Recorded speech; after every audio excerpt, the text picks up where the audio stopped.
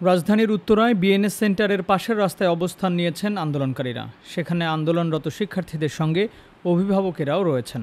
আজ শনিবার বেলা ১:৩০টার দিকে দেখা যায় বিএনএস সেন্টারের সামনে অবস্থান নিয়েছেন আওয়ামী লীগের নেতাকর্মীরা। সেখানে ছাউনি বানিয়ে অবস্থান করছেন তারা। আইন শৃঙ্খলা রক্ষাকারী বাহিনীর দুটি দল বিএনএস সেন্টারের নিচে রয়েছে। বিএনএস সেন্টারের পেছনের গলিতে দাঁড়ানো অভিভাবক মাহফুজ কামাল বলেন, আমরা এসেছি আমাদের সন্তানদের নিরাপত্তার জন্য। আমরা শান্তি চাই, আর একটা গুলিও নয়, এই গুলি আমাদের টাকায় কেনা।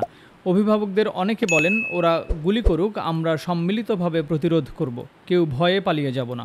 উত্তরা ও এর আশপাশের এলাকার বিভিন্ন বিশ্ববিদ্যালয়ের শিক্ষার্থীরা প্ল্যাকার্ড হাতে ফুটপাতে অবস্থান নেন।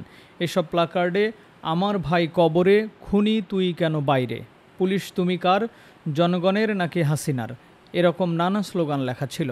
সরেজমিনে দেখা যায় বেলা ১:৩০টার দিকে আজমপুর আমির কমপ্লেক্সের সামনে অবস্থান করছেন আওয়ামী লীগের নেতাকর্মীরা। সেখানে ছাউনি বানিয়ে অবস্থান করছেন তারা।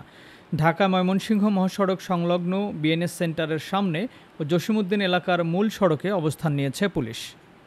Timeline desk, Dhaka.